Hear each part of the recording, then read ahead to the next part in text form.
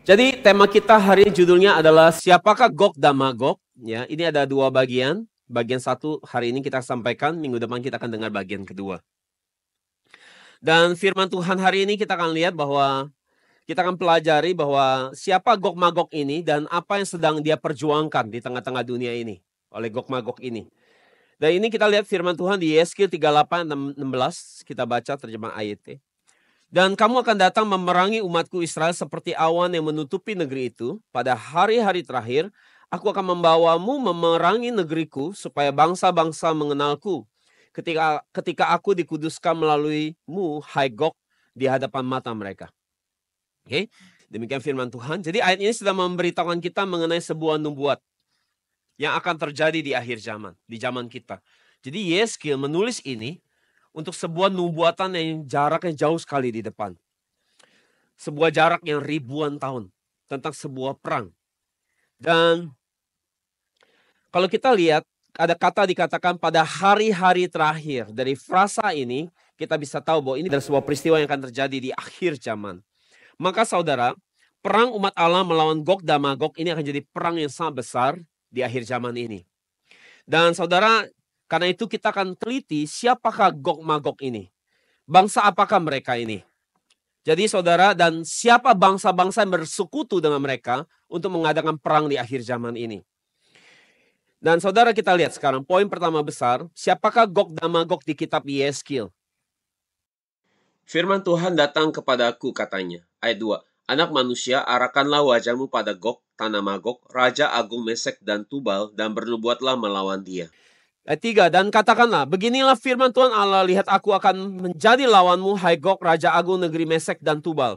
Aku akan membalikkanmu dan menaruh kail-kail ke dalam rahangmu, dan aku akan membawamu keluar, dan semua pasukanmu, kuda-kuda dan para penunggang kuda, mereka semua mengenakan pakaian perang lengkap, suatu pasukan yang sangat besar dengan perisai besar dan kecil, semuanya membawa pedang.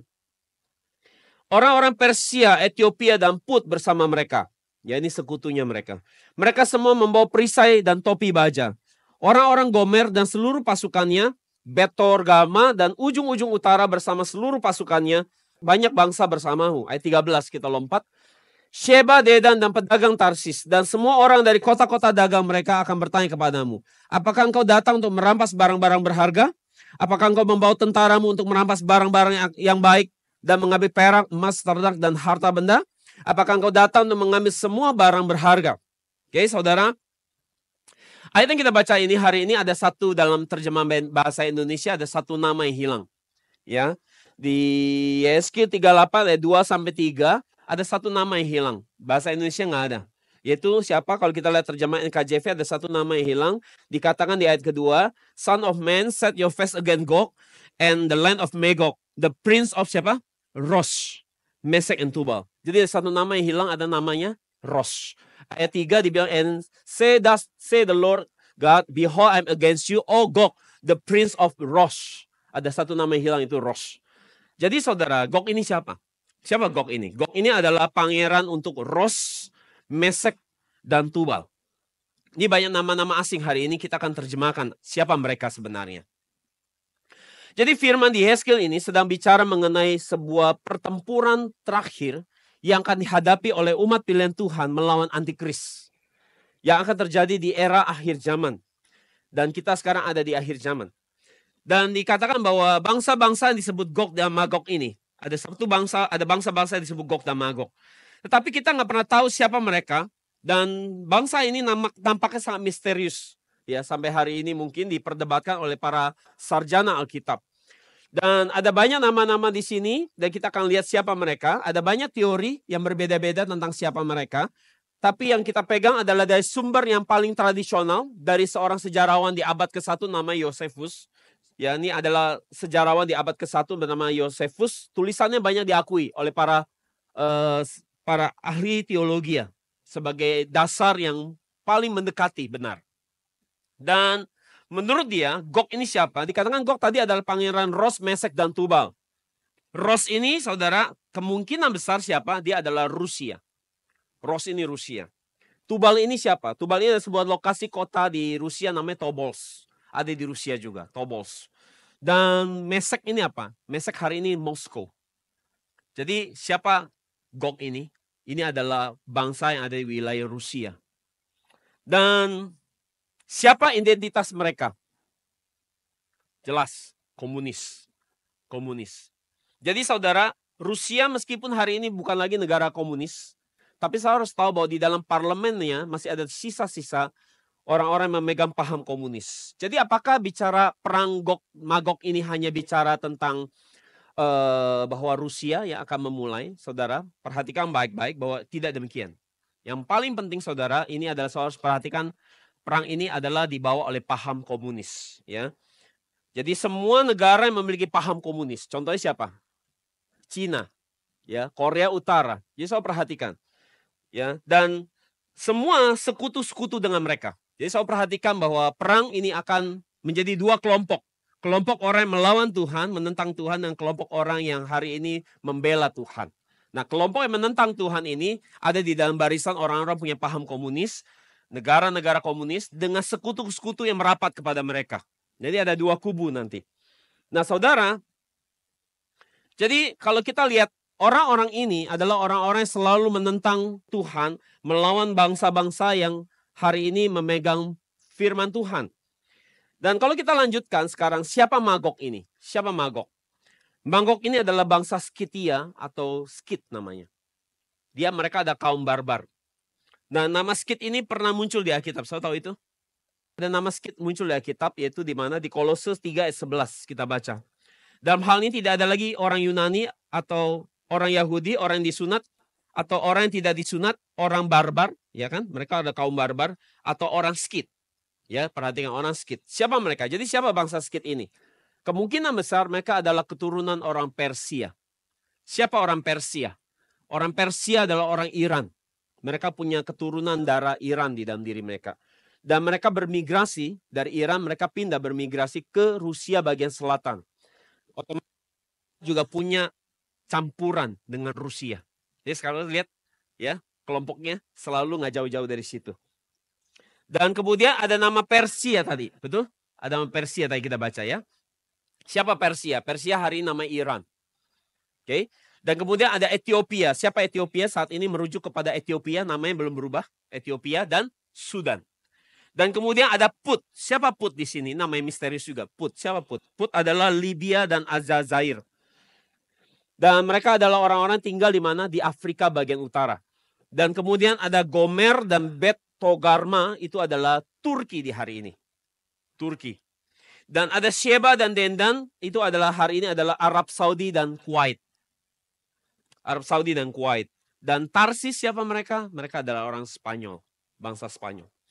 Jadi ketika saudara melihat nama-nama bangsa ini, saudara bisa tahu bahwa semua negara ini adalah negara yang sedang mengelilingi Israel. Ya, sedang mengelilingi Israel. Rusia ada di sebelah utara, Turki juga di utara, Ethiopia ada di bagian selatannya, ya kan? Arab Saudi, Persia, Iran ada di sebelah timurnya, Spanyol ada di barat. Jadi dari timur, barat, utara, selatan itu seperti dikepung, ya. Israelnya dikepung di tengah-tengah, dijepit tengah-tengah. Jadi saudara, makanya dikatakan di Yeskid 38:16. Jadi kalau saya baca lihat, dan kamu akan datang memerangi umatku Israel seperti apa? Awan yang menutupi negeri itu, betul nggak? Nah kalau saya lihat sekarang nih, saya lihat mereka seperti awan yang ngepung Israel. Dihantam dari semua sudut. Timur, utara, selatan, semua. Ya 4 penjuru bumi. Hajar mereka di tengah-tengah. Jadi ini nubuatan Yeskil ya, tentang perang itu. Jadi bahwa dikatakan bahwa mereka, Tuhan akan membangkitkan mereka untuk melawan umat Israel. Seperti awan yang menutupi negeri itu. Dan tujuannya adalah untuk apa? Untuk apa? Supaya bangsa-bangsa mengenalku. Bahwa supaya bangsa-bangsa kenal Tuhan. Bahwa aku dikuduskan melalui pekerjaanmu, Gog.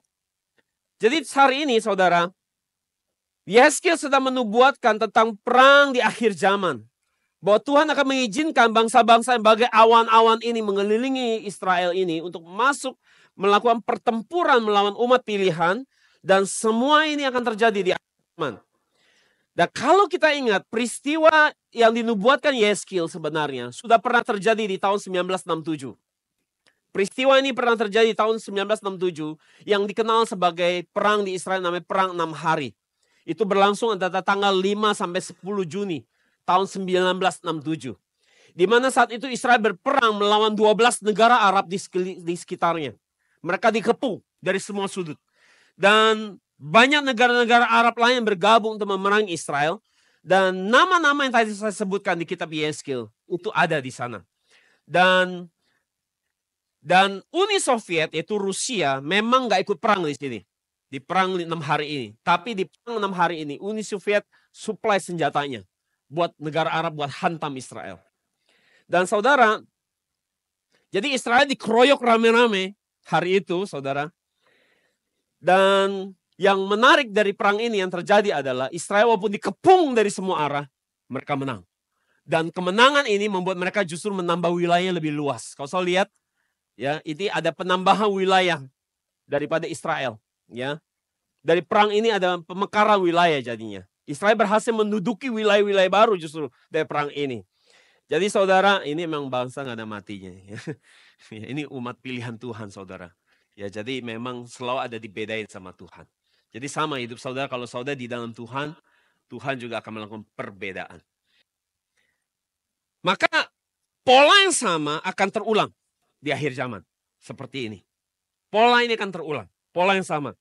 Bahwa negara Arab, Rusia dan komunis dan negara Abraham komunis akan bersekutu menghantam Israel. Dan sekarang kita ngelihat Gog Magog di kitab Wahyu. Tadi ada di kitab Yeskil, Gog Magog muncul. Sekarang juga di kitab Wahyu ada Gog Magog lagi. Nah saudara, Gog Magog di kitab Wahyu di sini kita bisa lihat di Wahyu 20. Ayat 7-9 kita baca. Setelah masa 1000 tahun berakhir, iblis akan dilepaskan dari penjaranya.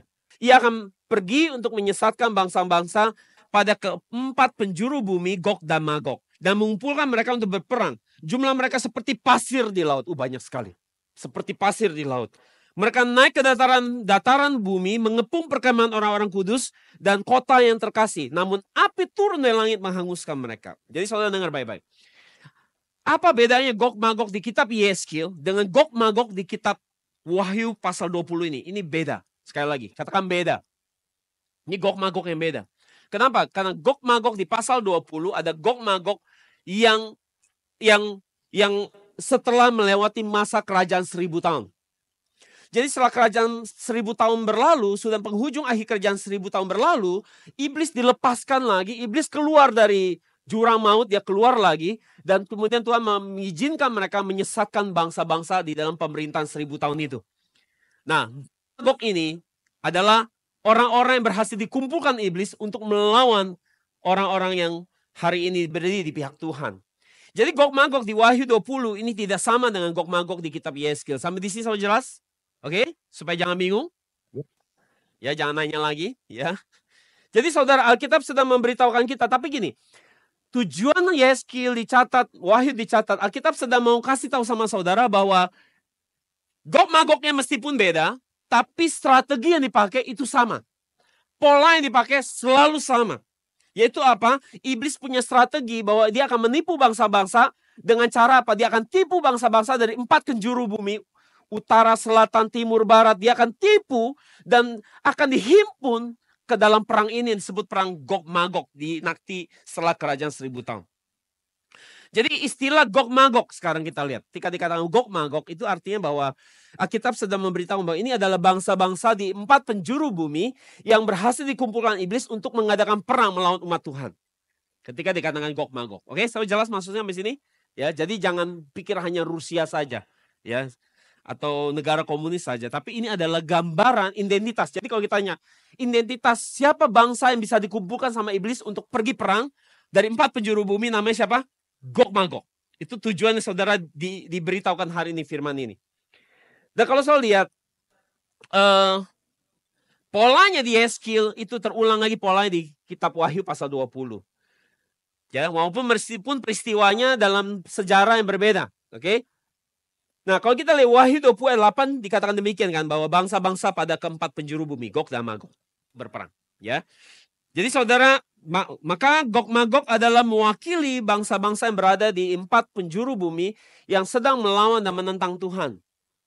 Itulah Gog Magog. Jadi strategi yang dipakai selalu sama. Setan akan menipu bangsa-bangsa untuk datang pergi ke perang itu, ya, yaitu perang antara iblis setan melawan Tuhan dan umatnya. Dan iblis setan ia akan menarik semua bangsa-bangsa untuk masuk ke dalam perang itu. Jadi kata yang saya pakai ini, iblis setan akan dipakai untuk menarik bangsa-bangsa. Sekali lagi dengar baik-baik, iblis setan akan dipakai sebagai untuk apa? Menarik bangsa-bangsa yang fasik, bangsa-bangsa yang jahat, ditarik untuk mendekat kepada iblis. Saya ngerti maksud saya. Tarik, jadi iblisnya kayak apa? Tarik. Empat. Bayangin kalau iblisnya sekarang ada di tengah-tengah, timur, utara, selatan. Dia tarik. Gak bisa bayangin. Kayak apa jadi ini istri iblis? Hah? Yang jauh-jauh ditarik supaya ngumpul. Kayak apa iblis kalau dia bisa narik? Hah? Kayak magnet. Siapa yang jawab tadi? Ya, Susan. Kayak magnet. Kayak magnet. Kita ngerti? Jadi, memang iblis sedang kerja. Tapi yang luar biasa saya harus tahu bahwa Tuhan juga pakai iblis. Diizinkan. Buat apa? Ngumpulin orang jahat. Gak repot Tuhannya. Saya ngerti? Dia pikir dia hebat. Dia pikir dia jago. Bisa ngumpulin orang banyak buat perang. Tapi Tuhan izinkan dia untuk jadi magnet. Supaya gak susah cari orang jahat. Semua yang orang jahat dikumpulin kan. Negara-negara itu dikumpulin jadi satu. Biar jadi gampang ke klaster. Jadi kalau mau dihabisin langsung gampang. Selesai. Makanya tadi kan langsung dihanguskan. Dia tarik semua. Dia kayak magnet. Kumpulin orang-orang jahat. Bangsa-bangsa yang jahat. Yang melawan Tuhan dikumpulin sama dia. Sama iblis ini. Jadi tujuannya apa? Untuk menarik satu persatu orang-orang jahat, bangsa-bangsa fasik yang suka melawan Tuhan, dikumpulkan jadi satu oleh iblis. Iblis yang ngumpulin mereka. Dan untuk masuk ke dalam perang itu. Dan akhirnya di perang itu Tuhan habisin mereka. Binasakan mereka. Maka saudara, kita yang bijaksana, kita tidak boleh masuk ke dalam kelompok orang yang ditarik iblis. Itu yang harus kita mengerti. Kita jangan ada di pihak yang salah. Kita jangan ada di kelompok yang salah. Ya, biasanya saudara, orang-orang yang nanti akan di pihak ini adalah orang yang suka bikin kerusuhan. Ya kan, suka perang. Orang yang suka perang, suka ngajak ribut orang ya. Kalau negara berarti negara yang suka ngajakin orang ribut ya. Persis kayak Rusia Ukraina kan. Ya, Rusia yang cari gara-gara kan. Kalau Cina juga gitu kan, cari gara-gara ke Taiwan terus kan. Nah, so lihat deh. Mereka punya karakter memang udah begitu bawaannya ya. Kalau sebuah bangsa gitu kan ngajak perang duluan, suka ngajak perang duluan. Nah, itu ciri-cirinya. Jadi kalau di hidup hari-hari ini orang-orang suka ngajak orang ribut. Mancing orang ribut terus, manyung kerusuhan, gosip sini, ngomong sana. Akhirnya orang berantem gara-gara dia. Nah ini adalah karakter iblis, provokator. Ya, adu domba. Nah itu sebabnya kita nggak boleh jadi orang punya karakter kayak gitu. Ya. Pasal 19 kita lihat, Wahyu 19 ayat 19. Lalu aku melihat binatang itu dan para raja di bumi serta pasukan mereka berkumpul untuk berperang melawan dia yang duduk di atas kuda putih, maksud ini Tuhan, dan melawan pasukannya. Jadi saudara dalam bahasa Indonesia dan bahasa Inggris, saudara Wahyu 19 saudara tidak akan temukan kata perang itu. Nanti kalau saya baca sendiri nggak akan. Bahasa Inggris, bahasa Indonesia nggak ada. Tapi kalau dalam bahasa Yunani, saudara akan ketemukan kata ton polemon. Ton polemon. Ton artinya itu, polemon artinya perang. Jadi perang itu. Sekali lagi, Wahyu 19 menjelaskan tentang kata ada perang itu. Jadi ada satu perang yang sedang ditunjuk oleh Wahyu. Perang yang sedang ditunjuk sama Yeskil. Jadi Yeskil sedang ngomong tentang perang ini juga. Saya ngerti maksudnya? Come on, ya. Bisa ikutin ya. Jadi Yeskil lagi nunjuk perang ini. Wahyu 19 juga lagi nunjuk perang ini. Jadi perang apa ini? Yang lagi ditunjuk rame-rame nih. Yang jelas bukan perang Gog Magog setelah kejadian 1000 tahun. Oke, jelas clear? Jelas lagi di sini. Jadi Yeskil nunjuk perang ini. Wahyu 19 juga lagi tunjuk perang ini. Jadi apa perang ini? Apa perang ini namanya? Oke. Jadi saudara, binatang itu dikatakan mengajak raja-raja di bumi untuk masuk ke perang itu. Dan perang itu untuk melawan Kristus dan pengikutnya. Wahyu 19 katakan demikian. Jadi ini adalah perang untuk melawan Yesus kedatangan kedua. Dan bersama dengan pasukannya Yesus. Dan siapa yang pergi keluar perang ini adalah Gog Magog, binatang buas dan raja-raja di bumi. Yang pergi perang adalah Gog Magog, binatang buas dan raja-raja di bumi. Mereka keluar untuk berperang melawan Yesus kedatangan kedua dengan pasukannya. Dari kelompok iblis ada beberapa pihak yang akan berperang melawan Yesus dan mengikutnya. Saya ulang adalah binatang, raja-raja di bumi, dan Gog Magog. Oke? Magog udah jelas, kita udah tahu tadi ya. Adalah representatif dari seluruh 4 penjuru bumi. Orang-orang yang dikumpulin iblis buat hantam Tuhan dan pengikutnya. Oke? Jadi sekarang kita akan lihat dulu, siapa binatang ini. Nah ini. Ya, kemarin di Laodikia bagian yang ke-7, kita sempat bahas ya sedikit binatang ini. Wahyu pasal 13. Tapi hari ini kita akan menyinggungnya, akan menggalinya lebih banyak tentang binatang ini. Oke? Saudara, binatang ini ada 2 jenis. Berapa jenis? Ada 2 jenis. Pertama, binatang yang keluar dari laut. Binatang yang muncul dari laut. Dan yang kedua, binatang yang muncul dari bumi. Binatang dari mana aja? Dari laut dan dari bumi.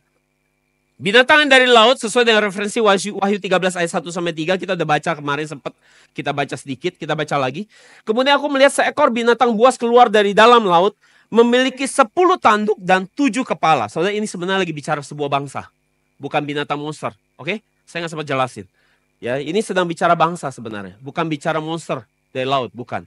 Ya, jadi saudara, pada setiap tanduknya terdapat sebuah mahkota dan pada setiap kepala tertulis nama-nama hinaan. Binatang buas yang aku lihat itu mirip dengan macan tutul. Ini cuma simbol, saudara, ya. Jangan bayangin ini kayak monster, ya. Kakinya seperti kaki beruang dan mulutnya seperti mulut singa. Naga itu memberi binatang buas itu kekuatan, tahta, dan kuasa yang besar. Kemarin kita baca ini di ayat Laodikia, di pasal ya Laodikia part 7. Ayat 3. Aku melihat satu dari kepalanya seperti terkena luka yang dapat mengakibatkan kematian, tetapi luka itu menjadi sembuh. Seluruh dunia kagum dan mengikuti binatang buas itu. Jadi kita minggu lalu sudah identifikasi, kita sudah mengidentifikasi dia. Dia adalah antikris. Oke? Sampai hari ini seluruh ahli teologi ya sedang mencari siapa dia. Kemarin waktu Donald Trump ditembakkan, dia bilang kan dia kena kepalanya terus tiba-tiba dia sembuh. Tapi orang menduga jangan-jangan Donald Trump karena dia kena kepalanya, kena tembak kemarin. Terus dia, tapi kan di sini bilang dia hampir mati. Donald Trump kan nggak sampai hampir mati. Oke, ada yang tebak Putin, ada yang tebak Elon Musk, antikrisnya, ya kan semua lagi nebak-nebak. Tapi yang jelas saudara, dia nggak pernah muncul secara ini aku antikris. Kalau itu langsung ketahuan, ya. Tapi kita udah tahu bahwa kemarin kita belajar di gereja Laodikia. Antikris ini saudara jangan dipikir kita nggak usah nunggu satu tokoh yang muncul. Karena antikris ini kemarin di gereja Laodikia part 7 kita udah jelaskan bahwa pekerjaan sudah terjadi atau belum? Sudah kok gitu. Nggak penting dia mau muncul sebagai satu tokoh yang keluar. Dan rasanya terlalu bodoh kalau dia keluar langsung bilang aku antikris. Semua pada kabur. Tapi pelan-pelan dia nyusup rencana, dia nyusup ideologi dia. Itu yang bahaya. Itu yang kita harus hati-hati. Bahwa antikris ini bukan yang nggak kerja. Dia sudah kerja dari kemarin-marin. Jadi saudara, kemudian ada satu binatang keluar dari bumi. Ya. Lalu aku melihat seekor binatang buas lain keluar dari dalam bumi. Dan binatang itu memiliki 2 tanduk seperti anak domba. Tetapi ia berbicara seperti seekor naga. Ia menjalankan semua kuasa binatang buas yang pertama itu di hadapannya. Siapa binatang buas yang pertama? Hah? Binatang buas ada 2 kan tadi? Binatang yang dari laut, oke? Jelas? Jadi binatang buas dari bumi tugasnya adalah dia menjalankan semua tugas yang diberikan dari binatang buas yang pertama. Oke? Jadi dikatakan apa? Dan membuat bumi dan mereka yang tinggal di dalamnya menyembah binatang buas pertama yang dari laut. Yang luka parah tadi disembuhkan. Ya, kita pandangan demikian. Jadi perhatikan baik-baik bahwa binatang yang pertama yang keluar dari laut hampir mati. Kemudian ada mujizat, dia hidup kembali. Ayat 13. Ia di sini adalah binatang dari bumi. Melakukan tanda-tanda ajaib yang besar. Tanda-tanda ajaib dan mujizat palsu dikerjakan sama binatang ini. Yang dia terima kuasa daripada iblis. Bahkan ia menurunkan api dari langit bumi di hadapan orang-orang. Ayat 14. Dan ia menyesatkan orang-orang yang tinggal di bumi dengan tanda-tanda ajaib yang diizinkan baginya untuk dilakukan di hadapan binatang buas yang pertama. Yang dari laut. Oke? Jangan bingung, ikutin terus. Ia mengatakan kepada mereka yang tinggal di bumi untuk membuat patung binatang buas yang pertama. Yang dari laut. Oke? Yang terluka oleh pedang tetapi hidup. Ya? Jadi binatang dari bumi ini siapa? Siapa dia? Ya, jadi tadi saudara jangan pikir binatang yang dari laut itu tadi monster kan? Berarti yang dari bumi juga bukan monster dong. Pasti sesuatu. Ya, tadi yang dari laut itu adalah gambaran kerajaan, gambaran pemerintahan negara. Ya, saya nggak sempat jelasin. Kalau begitu sekarang binatang buas yang dari bumi ini siapa? Siapa mereka? Mereka adalah namanya nabi-nabi palsu. Katakan nabi-nabi palsu.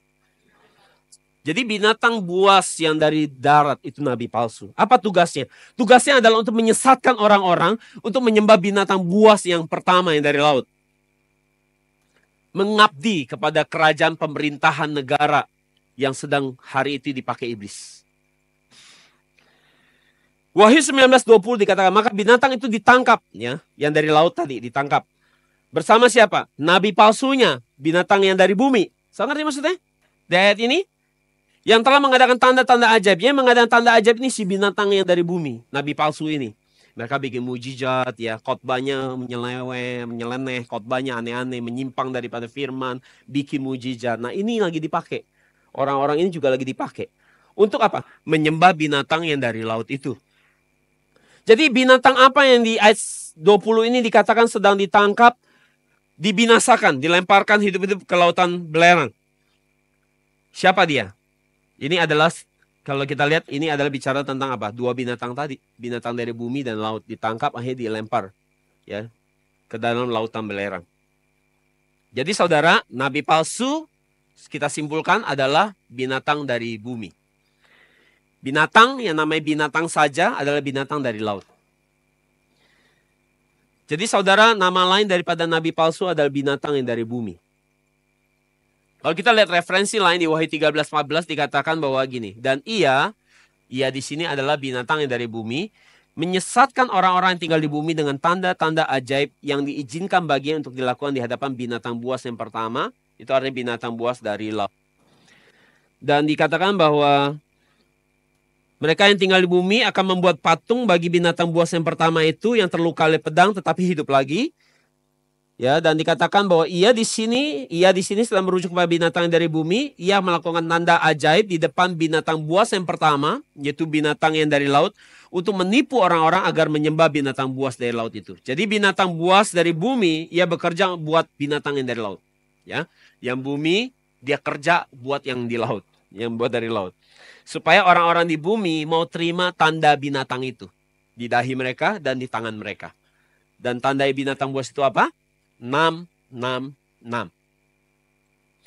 Jadi saudara, sesuai dengan Wahyu 19:20, ya. Saya ulang lagi, ya, jadi supaya saya jelas, binatang dari laut atau disebut binatang saja, ya. Atau bisa kita sebut sebagai binatang yang pertama. Kalau binatang dari bumi disebut sebagai nabi palsu. Jadi saudara, sekarang ada siapa aja pribadinya? Kita lihat ada binatang, yaitu binatang dari laut, yang kata binatang saja, binatang dari laut. Dan ada nabi palsu, itu binatang dari bumi. Dan ada Gog Magog, jangan lupa itu. Ada pihak-pihak yang perang, ada Gog Magog. Ya, binatang ada dua, ya. Kemudian ada Gog Magog. Jadi mereka semua dikumpulkan untuk melawan Kristus dan umat pilihannya. Dan sekarang kita kembali bahas perang itu. Oke? Jadi apa yang perang yang disebut oleh Yeskiel, yang ditunjuk Yeskiel tadi, perang itu, dan ditunjuk oleh Wahyu pasal 19 tentang perang itu. Ton Polemon, perang itu. Apa perang itu? Namanya perang apa? Harmagedon. Perang Harmagedon. Minggu depan saya akan bahas perangnya. Seperti apa kondisi perangnya. Wahyu 16:13-16 kita baca. Lalu aku melihat dari mulut naga, dari mulut binatang itu, dan dari mulut nabi palsu keluar apa? 3 roh najis yang tampak seperti katak. Jadi kita akan lihat cara perangnya. Oke? Cara perangnya seperti apa? Strategi perangnya seperti apa? Di sini saya menemukan ada 3 karakter. Betul nggak? Ada 3 karakter. Betul di ayat ini? Ada 3 karakter di sini. 3 pribadi. Siapa aja? Naga, yaitu iblis. Binatang, itu binatang dari laut. Dan nabi palsu, siapa dia? Binatang dari? Ayo, dari mana? Dari bumi. Ya. Jangan sampai keder. Ya, mesti catat makanya. Dari 3 pribadi ini keluar 3 roh najis. Seperti katak. Dan di ayat 14 dikatakan bahwa roh-roh jahat ini sedang mengadakan tanda ajaib. Dia pergi membujuk raja-raja di seluruh dunia untuk mengumpulkan mereka untuk pergi ke perang itu, Harmagedon. Peperangan pada hari besar itu. Sesuai dengan ayat 14 yang saya baca ini. Yaitu hari Allah yang maha kuasa, dikatakan demikian. Ayat 15 kita lihat. Lihatlah aku datang seperti pencuri. Okay? Diberkatilah orang yang tetap. Jadi saudara lihat. Dari cuma ngomong perang, Tuhan kasih resep. Dan resepnya kayak nggak nyambung kan? Kok lagi ngomong perang, tiba-tiba Tuhan ngomong, lihatlah aku datang seperti pencuri. Diberkatilah orang yang tetap terjaga dan memelihara pakaiannya sehingga ia tidak akan berjalan dengan telanjang. Dan orang yang tidak melihat kemaluannya. Ya, khotbah ini, saudara, saya sudah jelaskan di khotbah yang berjudul Sungai Efrat dan Perang Harmagedon. Saudara boleh nonton. Ya, harusnya besok sudah di launching khotbah ini. Itu khotbah dari tahun 2021 baru saya launching sekarang. Ya, saya udah ngomong itu, saudara bisa nonton lagi. Jadi ini kayak nggak nyambung ya. Lagi ngomong perang-perang, tiba-tiba Tuhan kasih tahu harus gimana. Kalau nanti perang itu terjadi, kita harus gimana. Dikatakan bahwa kita harus jadi orang yang menjaga iman. Jangan sampai pakaian iman kita hilang. Dan jangan sampai kita jalan telanjang. Itu akan cara kita selamat dari perang Harmagedon. Oke? Nanti soal nonton sendiri. Ayat 16. Kemudian roh jahat itu mengumpulkan mereka ke tempat yang dalam bahasa Ibrani disebut Harmagedon. Jadi inilah yang disebut sebagai perang itu. Yang Yeskil tunjuk, Wahyu 19 tunjuk sebagai perang itu. Perang Harmagedon. Dan kita semua nggak asing dengar kata ini. Perang Harmagedon, kita sering dengar. Dan saudara, ketika bicara perang Harmagedon, di khotbah saya yang berjudul tadi, ya, Sungai Efrat dan Perang Harmagedon, saya sudah khotbahkan bahwa ada raja yang pernah perang di situ. Raja Israel pernah perang di situ. Dan polanya akan sama. Kalau saudara mau hidup, mau survive di perang itu, harus perhatikan kesalahan satu raja yang melakukan perang di situ, namanya Raja Yosia. Dia melakukan kegagalan di situ, kesalahan di situ. Jadi kalau saudara tidak mau mati konyol di dalam perang itu, saudara belajar jangan ikut Yosia, sehingga dia makan mati konyol di situ. Oke? Ada pesan moral di balik khotbah itu. Jadi apa arti Harmagedon? Apa arti Harmagedon? Harmagedon artinya adalah artinya gunung. Ya. Dan jadi kalau gitu apa? Harmagedon itu artinya itu arti gunung, dan itu bicara satu gunung namanya Gunung Megiddo. Ya, jadi Gunung Megiddo, Harmagedon itu arti Gunung Megiddo. Jadi ini bicara sebuah gunung bernama Megiddo. Jadi iblis setan akan mengumpulkan orang ke dalam perang yang mengambil tempat di area dekat Gunung Megiddo. Jadi Yeskil menyebutnya perang Gog dan Magog. Ya, sekali lagi, Yeskil tadi menyebut perang yang namanya Gog Magog kan. Tapi Wahyu menyebutnya sebagai perang Harmagedon. Sebenarnya merujuk pada perang yang sama. Keren ya Yeskil ya. Dia nubuatin sebuah peristiwa yang belum terjadi ribuan tahun. Keren banget. Dan siapa yang terlibat dalam perang itu? Ada binatang buas. Ya, yang dari laut. Binatang yang dari darat, nabi palsu. Dan Gog Magog. Sekali lagi, kalau dengar kata Gog Magog, saya harus ingat bahwa itu bicara 4 penjuru bangsa di bumi yang melawan Tuhan. Semua dikumpulkan untuk berperang melawan Kristus dan pasukannya. Ke dalam hari besar itu yaitu perang Harmagedon. Masalahnya saudara sekarang kita udah jelas semua, oke? Maka kita bisa lihat bahwa Yeskil 38 dan Wahyu 20 bicara Gog Magog sedang menceritakan tentang bangsa-bangsa yang menentang Tuhan dari 4 penjuru dunia. Semoga saudara nggak kecampur-campur ya, setelah udah belajar ini semua udah jelas. Jadi sekarang ada berapa banyak perang yang akan terjadi di depan kita di akhir zaman? Ada berapa banyak perang yang akan terjadi di depan kita di akhir zaman? Hah? Ada berapa? 2 ya, ada 2. Tapi kalau dihitung dengan kerajaan 1000 tahunnya jadi ada 3 ya. Betul gak? Kan ada yang habis kerajaan 1000 tahun namanya perang Gog Magog lagi kan? Ya. Jadi tapi yang di depan kita yang kita lagi mau lihat ada 2 perang yang akan kita lihat. Jadi sekarang bangsa-bangsa sedang siap menghadapi perang ini, ya. Jangan dilihat hanya sekedar perang dunia dengan senjata dan rudal-rudal ditembak, tetapi perang ini sudah terjadi, sekali lagi, perang ini sudah terjadi di alam rohani. Kemarin di khotbah Laodikia part 7 saya sudah bilang bahwa perang ini sudah terjadi di alam rohani. Perang ini adalah bentuk kekuatan iblis setan yang sudah semakin tidak tahan untuk unjuk gigi. Saya ngerti? Karena waktunya sudah tidak lama. Untuk dia menghancurkan umat Tuhan, untuk dia melakukan peperangan menghadapi Tuhan. Di mana saat ini kekuatan iblis setan sedang mengerahkan seluruh kekuatan dia yang terakhir. Kan dia tahu waktu udah mau habis. Udah mau masuk kerajaan 1000 tahun kan. Dia tahu waktunya sudah mau habis. Kalau saudara tahu ini mau perang lawan seseorang, saudara tahu ini berantem yang terakhir, ya, pukul-pukulan yang terakhir. Ini ronde terakhir, ya kayak petinju dia udah tahu ronde terakhir, menentukan siapa yang menang, siapa kalah. Kira-kira saudara keluar nggak seluruh kekuatan saudara, kemampuan saudara supaya bisa menang? Ini ronde terakhir.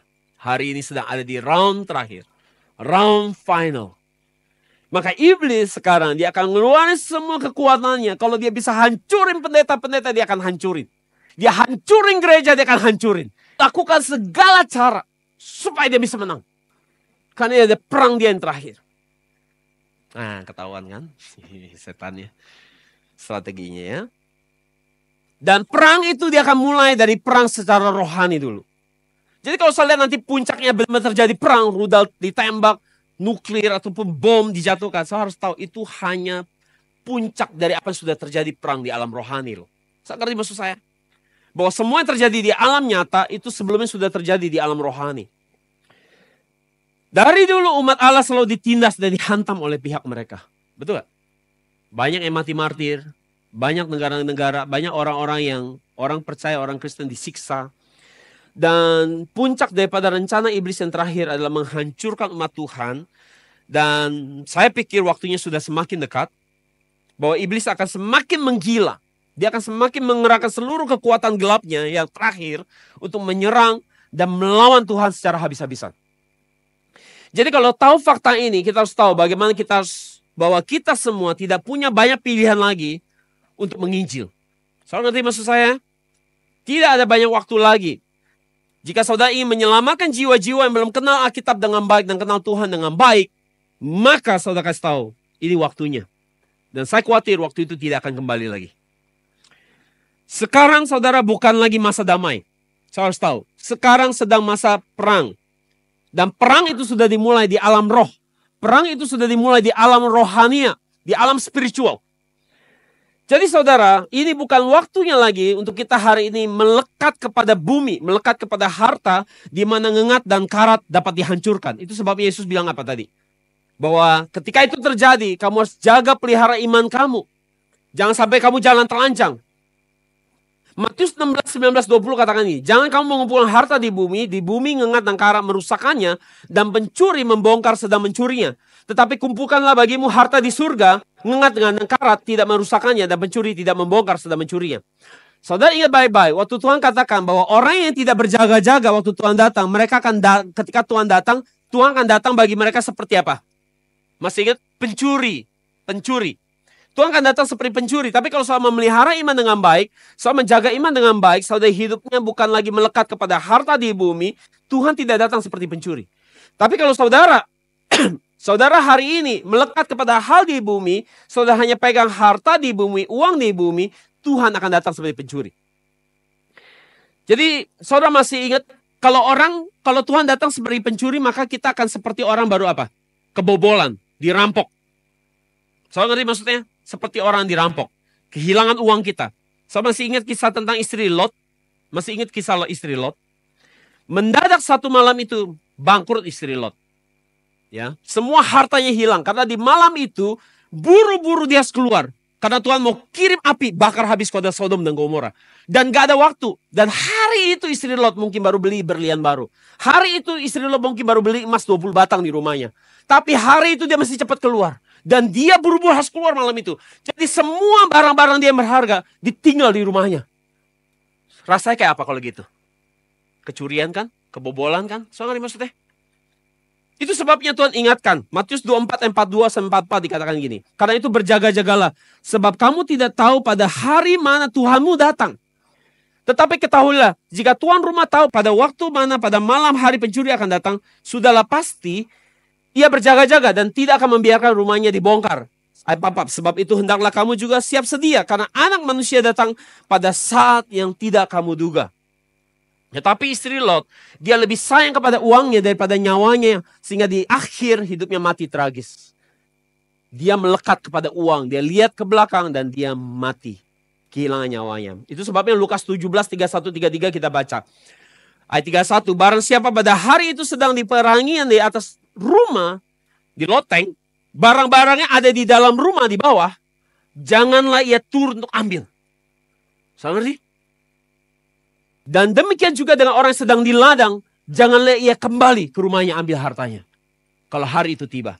Ayat 32. Ingatlah akan istri Lot. Barang siapa berusaha memelihara nyawanya akan kehilangan nyawanya. Dan barang siapa kehilangan nyawanya, ia akan menyelamatkannya. Jadi istri Lot hatinya nempel sama uang dan hartanya. Maka dia hilang semua hari itu. Kayak orang kebobolan, kerampokan. Karena ketika Sodom dan Gomora dihabiskan Tuhan, tidak ada lagi harta bisa diselamatkan. Jadi di waktu seperti ini, harta yang sesungguhnya bukan emas, bukan uang. Di waktu yang seperti ini, saya harus lihat, di keadaan yang semakin memanas, iblisnya juga udah siap-siap semakin menggila untuk mengadakan perang. Maka harta benda kita bukan lagi hal yang berharga di hari itu. Mau dikasih buat pekerjaan Tuhan sudah terlambat. Nggak ada lagi. Maka supaya tidak ada penyesalan dalam hidup kita, ada sebuah pilihan hidup dengan melihat keadaan zaman seperti ini. Ini sebuah pilihan buat saudara. Ini pilihan bebas. Boleh dengar, boleh enggak. Ya, ini sebuah pilihan. Bahwa di saat ini ada harta yang lebih berharga daripada uang.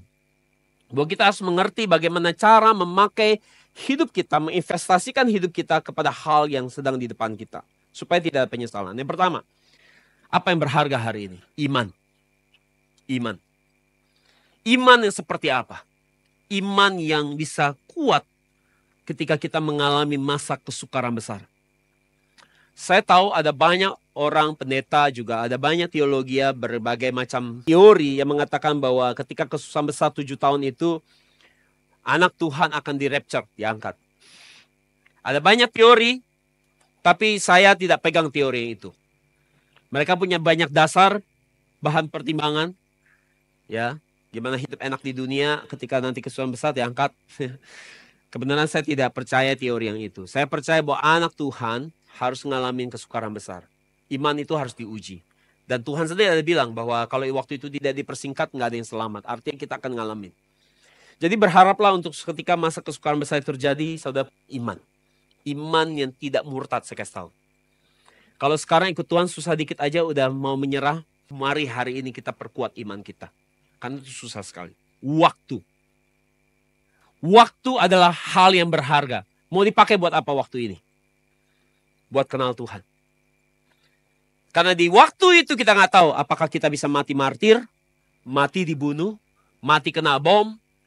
Kita nggak tahu. Tapi yang jelas, saya harus punya waktu ini saya pakai buat kenal Tuhan, lewat belajar Alkitab dengan baik. Ya, supaya ketika saudara hari itu pun harus mati, saudara pergi ke surga. Atau saudara di rapture, diangkat. Karena saya punya iman yang baik. Iman yang berkenan Tuhan, angkat saudara. Seperti Henok. Okay? Yang ketiga, saudara harus kerja. Tapi kerja bukan untuk uang lagi. Tapi kerja buat misi Tuhan dalam hidup saudara. Saudara harus tahu waktu saudara dilahirkan di dunia ini, Tuhan sudah taruh panggilan. Si A harus kerjain ini. Ini udah ada listnya. Kamu harus kerjain ini. Ada 10 tugas atau 5 tugas ya. Kamu harus kerjain. Ini tugas kamu ya, jangan sampai enggak.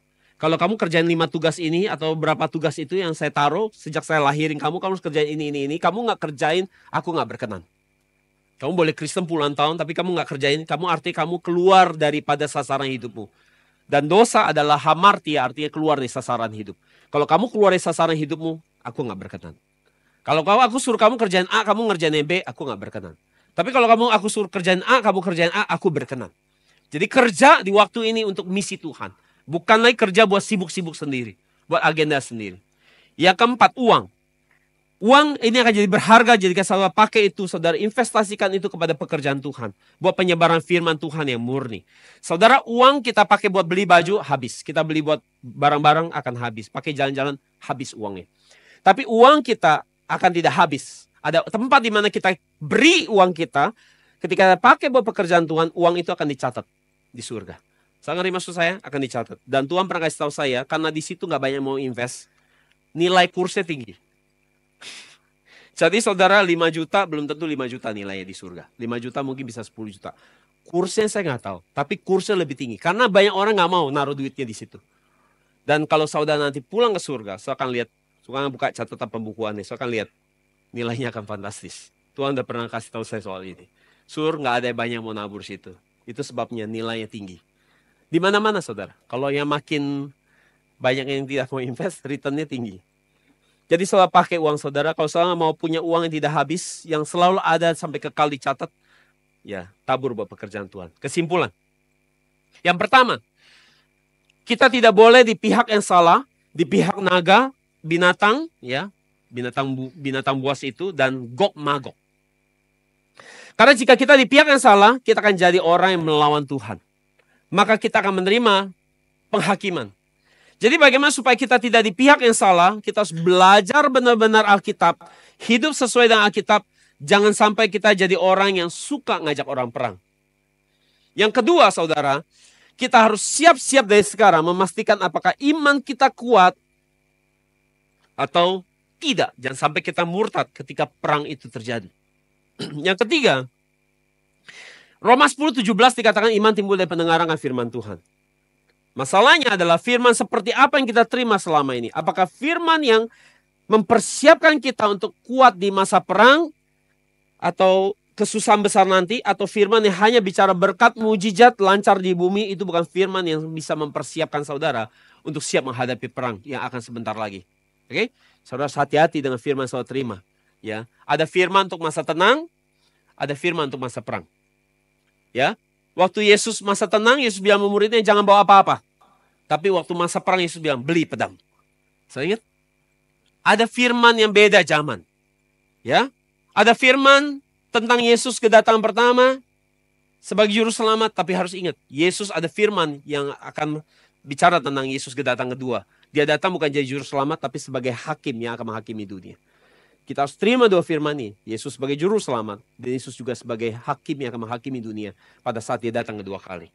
Untuk melakukan pembalasan kepada orang yang jahat. Dan memberi upah kepada saudara yang sungguh-sungguh pelihara iman dengan baik. Saudara harus ngerti.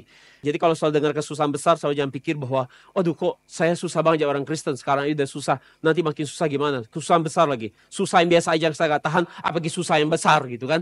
Saudara harus ngerti bahwa kesusahan besar itu sebenarnya bukan buat saudara. Kesusahan besar tujuannya untuk Tuhan hantam. Tuhan mau hantam orang jahat, hantam orang fasik. Tapi saudara ada di dalamnya, tapi Tuhan akan menjaga saudara. Tapi kalau saudara punya iman yang baik, Tuhan kenal saudara dengan baik, dia akan jaga iman saudara. Tuhan akan melindungi saudara dari kesusahan itu. Saya nggak tahu gimana caranya, pasti ada caranya. Tuhan punya banyak cara. Jadi saudara ngerti bahwa kesusahan besar itu ada tujuan Tuhan untuk hakimi dunia. Bukan untuk saudara yang sungguh-sungguh pelihara iman dengan baik. Tuhan justru akan menjaga dan meluputkan saudara dari kesusahan itu. Yang keempat, kita harus pakai waktu ini untuk apa? Menginjil. Memberitakan firman yang murni untuk membawa orang kenal Alkitab dengan baik. Supaya mereka juga kenal Tuhan dengan baik. Sehingga ada jalan pertobatan dan keselamatan. Amin. Mari kita berdoa. Bapa, di waktu yang sangat mendesak ini. Di waktu yang hari-hari ini kami tahu keadaan dunia semakin memanas. Kami tahu bahwa lewat firman-Mu kami sedang disiapkan. Karena Engkau mengasihi kami. Engkau tidak ingin kami menerima penghakiman bersama dunia. Karena Engkau mengasihi kami, Engkau memberitahukan kami bagaimana kami menjaga hidup kami di dalam iman kami. Bagaimana kami dilindungi oleh firman-Mu hari ini. Diberitahukan tentang apa yang harus kami lakukan sebagai orang percaya kudus di akhir zaman ini. Untuk kami memelihara iman, untuk kami melakukan segala hal bukan lagi menurut cara-cara ataupun pikiran orang dunia ataupun cara-cara orang dunia. Tapi kami dipersiapkan sesuai dengan firman Tuhan. Untuk kami boleh menjadi orang-orang yang berlindung di dalam perlindungan di dalam gereja-Mu ini. Untuk dilatih, dipersiapkan menghadapi hari yang luar biasa ini. Di mana setiap kami harus memastikan bahwa kami punya iman yang baik di hari itu. Supaya kami ditemukan berkenan dan kami boleh menjadi orang yang diselamatkan dan menerima anugerah daripada kami boleh ada masuk dalam kerajaan surga, masuk dalam kerajaan 1000 tahun. Karena itu Bapa tolong kami supaya lewat firman ini kami tahu bagaimana kami mesti hidup secara bijaksana. Supaya kami boleh melakukan apapun sesuai dengan firman Tuhan. Kami tidak takut kepada hari itu karena kami telah disiapkan. Kami sudah diberitahukan apa yang harus kami lakukan di depan ini. Tolong kami, kiranya Roh Kudus menolong kami supaya kami punya hati yang terus mau setia melakukan hal-hal yang sesuai yang sudah diarahkan sehingga kami tidak ada penyesalan. Supaya kami jangan menjadi seperti istri Lot yang mengalami penyesalan yang kehilangan nyawa kami ketika kesusahan itu besar, ketika perang Harmagedon itu terjadi. Kami tidak menjadi orang-orang yang kehilangan nyawa kami dan khususnya kehilangan keselamatan jiwa kami. Tolong jemaatmu yang saat ini sedang bergumul dengan hidup mereka, dengan masalah sakit, dengan masalah ekonomi, dengan masalah kehidupan pribadi mereka.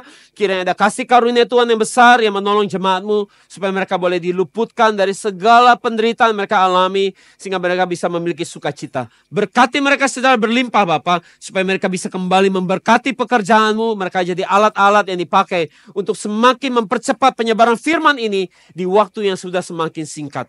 Kami mengucap syukur dengan meninggikan nama Yesus yang berharga. Sama-sama kita katakan, amin, haleluya, beri kemuliaan buat Tuhan.